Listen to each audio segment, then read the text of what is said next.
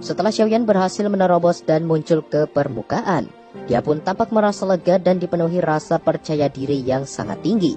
Saat ini dia telah mencapai titik di mana seseorang bisa dianggap sebagai ahli sejati di benua Doki. Bagaimanapun, hanya dengan mencapai level ini, seseorang baru akan memiliki kualifikasi untuk bertahan hidup di wilayah Central Plains. Namun di saat yang bersamaan, sesuatu yang aneh sepertinya telah terjadi di dalam pikiran Xiaoyan. Setelah cukup lama berada di langit, dia bahkan tidak menunjukkan pergerakan sedikit pun layaknya sebuah patung. Kedua tetua yang berada di bawah pun menduga kalau Xiaoyan kemungkinan sedang memasuki kondisi khusus di dalam jiwanya. Oleh karena itu, mereka hanya bisa bersabar dan menunggu sampai Xiaoyan kembali sadar. Setelah menerobos Dozong, persepsi spiritual Xiaoyan kini benar-benar meningkat dan menjadi jauh lebih sensitif dari sebelumnya. Dan pada momen ini dia tiba-tiba kembali merasakan jejak spiritual Yalau yang ditinggalkan di dalam segel api. Ketika Xiaoyan menerobos kelas Dohuang di masa lalu, dia juga merasakan hal ini dan bahkan sampai berhasil menemukan lokasi keberadaan Yalau. Pengalaman tersebut membuat Xiaoyan seketika mengerti dan bergegas menyalurkan energi spiritual miliknya ke dalam segel api tersebut. Sesaat kemudian Xiaoyan pun akhirnya berhasil sampai ke sebuah aula yang sangat besar, tempat di mana dia melihat Yalau dikurung sebelumnya. Dengan kekuatan spiritualnya saat ini, Xiaoyan bisa melihat seluruh bagian aula tersebut dengan lebih jelas. Terlihat di sana ada cukup banyak roh spiritual yang dikurung dan dijadikan sebagai sumber nutrisi oleh aula jiwa. Pemandangan ini jelas membuat emosi Xiaoyan meningkat. Namun di saat yang bersamaan dia juga harus bertindak secara hati-hati mengingat ada banyak ahli tingkat tinggi termasuk elit Dozun yang menjaga tempat ini. Meskipun Xiaoyan sudah mencapai tingkat Dozong, tetapi dia tentu tidak akan begitu naif untuk melawan elit Dozun secara langsung. Setelah menelusuri aula tersebut cukup lama, Xiaoyan akhirnya menemukan seorang lelaki parubaya yang digantung menggunakan sebuah rantai hitam. Sosok ini tidak lain dan tidak bukan adalah Yalau. Kegembiraan pun seketika melonjak di wajah Xiaoyan ketika melihat sosok gurunya itu. Tak terasa sudah 4 tahun berlalu sejak Yalau ditangkap oleh aula jiwa. Perasaan sakit serta ketidakberdayaan benar-benar melekat di hati Xiaoyan ketika memikirkan penderitaan yang dialami Yalau selama bertahun-tahun ini. Meskipun kondisinya terlihat sangat lemah, tetapi Xiaoyan dapat merasakan masih ada tanda-tanda kehidupan di dalam jiwanya. Begitu tubuh spiritual Xiaoyan mendekat, Yalau yang tertidur pun tiba-tiba merasakan sesuatu dan perlahan membuka kedua matanya. Tatapannya pun seketika menegang sembari melihat ke arah udara kosong yang ada di hadapannya. Pemandangan ini secara alami membuat Xiaoyan tidak bisa menahan diri lebih lama lagi. Dalam sekejap dia pun berubah menjadi sosok ilusi dan bersujud di hadapan Yalau. Dengan suara penuh kesedihan, Xiaoyan lalu berkata, "Guru, maafkanlah muridmu yang tidak berbakti ini." Yalau pun perlahan tersenyum dan mengatakan, "Bocah, kau sudah melakukannya dengan cukup baik. Mampu merekrutmu sebagai murid adalah pencapaian terbaik yang pernah kulakukan sepanjang hidupku." Meskipun Yalau jelas mengerti kalau sosok pemuda di hadapannya itu hanyalah seutas energi spiritual, tetapi dia dapat merasakan ada kekuatan besar yang tersembunyi di dalamnya. Oleh sebab itu, Yalau secara alami dapat menebak kalau Xiaoyan saat ini kemungkinan telah berhasil maju ke kelas Dozong. Pencapaian Xiaoyan itu benar-benar memberikan kebanggaan tersendiri bagi Yalau. Dengan penuh keyakinan, Xiaoyan pun berjanji kalau dia pasti akan segera datang dan menyelamatkannya secepat mungkin. Tepat setelah kata-kata Xiaoyan terdengar, suara dengan tekanan yang sangat menakutkan pun tiba-tiba bergema di seluruh aula yang mengatakan, "Bocah, kau tidak memiliki kualifikasi untuk melakukan hal semacam itu." Di bawah tekanan tersebut, ekspresi Xiaoyan pun sama sekali tak berubah sedikit pun.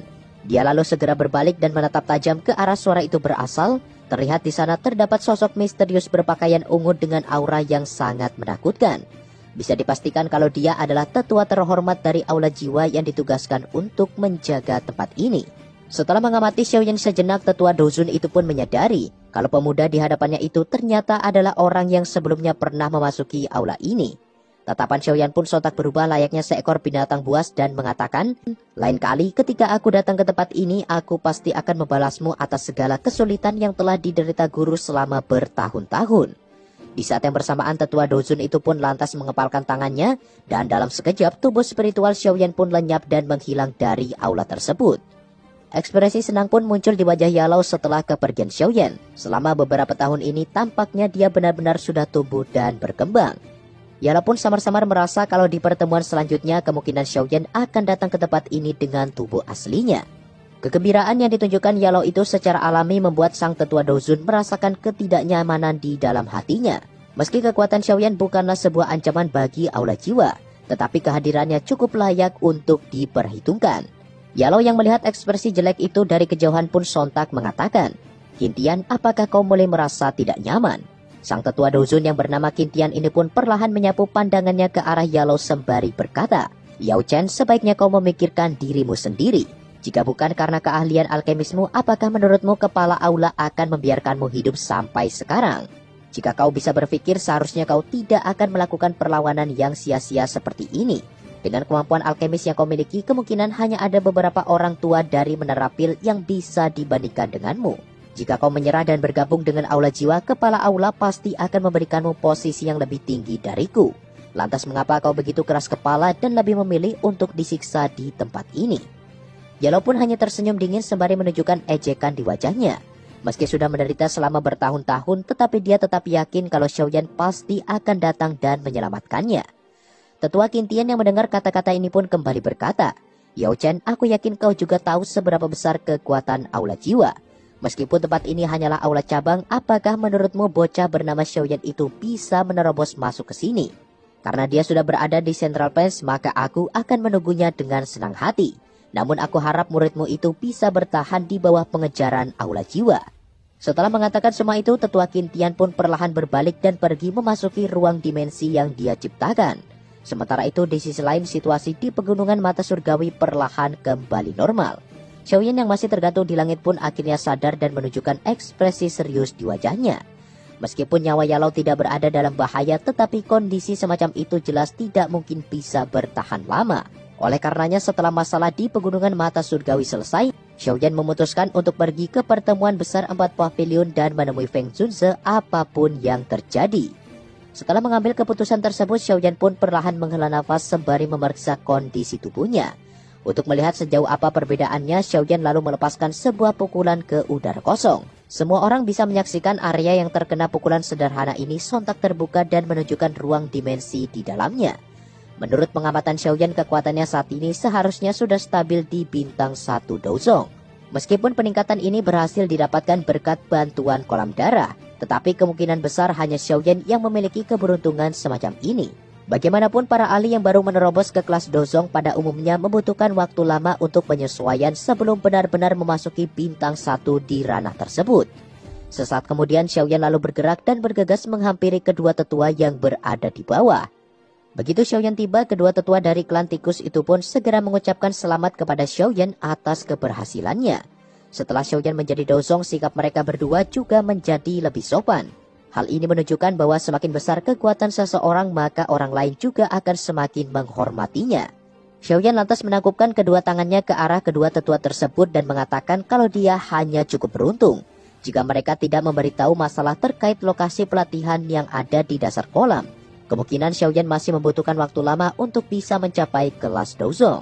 Selang beberapa waktu, tetua Jinxi lalu memberitahu Xiaoyan kalau dia sudah menghabiskan waktu lebih dari 2 bulan di dasar kolam tersebut. Dan untuk para ahli lainnya, mereka sudah lama pergi meninggalkan area pegunungan termasuk Nalanyedran. Setelah memberitahu semua ini, tetua Jinxi pun tampak sedikit ragu-ragu dan bertanya tentang kesepakatan mereka sebelumnya. Xiaoyan jelas mengerti maksud perkataan tetua Jinxi dan mengatakan kalau dia bukanlah orang yang tidak tahu diri dan mengingkari janji. Namun sebelum memulai proses penyembuhan, mereka harus mencarikan beberapa bahan obat yang diperlukan terlebih dahulu. Setelah menerima resep obat yang diberikan Xiaoyan, tetua Jinggu pun segera pergi untuk mengumpulkan semua bahan itu secepat mungkin.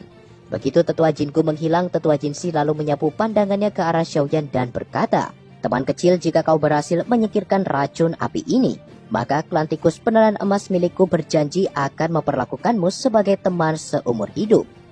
Meskipun klan tikus tidak bisa dibandingkan dengan beberapa klan kuno yang ada, tetapi kami masih memiliki reputasi di dunia Magical Beast. Selain itu, karena jumlah kami yang sangat banyak, klan tikus penelan emas juga dikenal sebagai individu yang memiliki pengetahuan tinggi. Xiaoyan yang mendengar hal itu pun tampak sedikit ragu sebelum akhirnya bertanya, "Karena tetua Jinxi sangat berpengetahuan, lantas apakah kau mengetahui beberapa informasi terkait klan Gu?" Dua kata sederhana ini seketika membuat ekspresi tetua Jinxi berubah menjadi serius. Dengan ada khawatir, tetua Jinsi lantas bertanya kepada Xiaoyan apakah dia terlibat sebuah konflik dengan klan tersebut. Setelah menyinggung pavilion Feng Lei, Xiaoyan mungkin masih bisa hidup tenang dan pergi sesuka hatinya. Namun jika dia sampai menyinggung klan Gu ini, maka nasibnya bisa dipastikan tidak akan berakhir dengan baik. Xiaoyan pun perlahan menggelengkan kepalanya dan memberitahu kalau dia sama sekali tak memiliki konflik dengan mereka dan hanya ingin mencari tahu beberapa informasi terkait klan Gu ini. Tetua Jinsi pun sontak menghela nafas lega dan mulai menjelaskan kalau keberadaan klan Gu ini pada dasarnya sangat ditakuti oleh fraksi besar seperti Aula Jiwa, Menara Pil, bahkan 3 klan kuno yang ada di dalam dunia Magical Peace. Klan Gu sendiri merupakan salah satu keturunan dari zaman kuno dan dikabarkan memiliki garis keturunan Dodi. Menurut informasi yang ada, begitu seseorang berhasil mencapai Dodi, maka garis keturunan mereka secara alami akan mengalami perubahan. Sebagai hasilnya, keturunan Dodi ini akan mendapatkan manfaat yang sangat besar dalam hal kultivasi. Beberapa keturunan yang beruntung bahkan memiliki peluang untuk mewarisi beberapa kemampuan Dodi melalui garis keturunan mereka. Namun hal semacam itu sangat langka dan sepenuhnya bergantung pada keberuntungan seseorang. Di samping itu, klan kuno yang memiliki garis keturunan Dodi ini juga sangat mendiskriminasi orang luar. Semua itu dilakukan demi menjaga kemurnian dari garis keturunan mereka. Jika ada yang menikah dengan orang luar, mereka pasti akan memilih calon dengan kemampuan terbaik. Meskipun sebelumnya ada cukup banyak klan kuno yang memiliki garis keturunan Dodi, namun seiring berjalannya waktu hampir tidak ada yang tersisa dan hanya tinggal klan Gu yang masih berdiri hingga saat ini. Xiaoyan pun perlahan sedikit mengangguk. Tidak heran jika Sun Er memintanya untuk mencapai kelas Dozong terlebih dahulu sebelum pergi untuk mencarinya. Ternyata kekuatan klan Gu memanglah sangat menakutkan, bahkan sekelas Aula Jiwa saja tidak berani mengusik klan kuno tersebut. Xiaoyan lalu bertanya apakah tetua Jinsi tahu di mana lokasi markas besar klan Gu berada. Tetua Jinsi pun menjelaskan kalau pada dasarnya wilayah timur Central Plains berada di bawah kekuasaan mereka. Hanya saja klan Gu jarang muncul untuk mengaturnya. Sedangkan markas utama dan sebagian anggota klan Gu saat ini tinggal di sebuah tempat khusus bernama Alam Gu. Begitu seseorang mencapai tingkat Doseng, dia akan melampaui level biasa dan akan melangkah ke level suci. Dan membuat sebuah dunia kecil yang bisa ditempati oleh manusia merupakan salah satu indikator dari seorang elit Doseng. Alam Gu sendiri diciptakan oleh seorang elit Doseng yang sangat kuat dari klan Gu selama beberapa generasi. Setelah diperkuat dan diperluas bertahun-tahun, luas Alam Gu kini bisa dikatakan sebanding dengan wilayah utara Central Plains. Informasi ini jelas membuat Xiaoyan terkejut bukan main. Apakah hal yang begitu menakutkan seperti membuka dunia baru benar-benar bisa dicapai oleh kekuatan seseorang?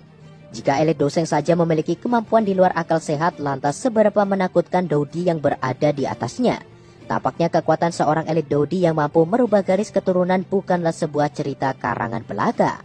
Meskipun kekuatan klan Gu sangat hebat, tetapi Xiaoyan tetap akan menerobos tempat itu demi Sun Er apapun resikonya. Setelah dia berhasil menyelamatkan Yalau, Xiaoyan pun bertekad untuk pergi ke Alam Gu. Terlepas dari seberapa istimewa klan tersebut, pada akhirnya mereka tetaplah seorang manusia.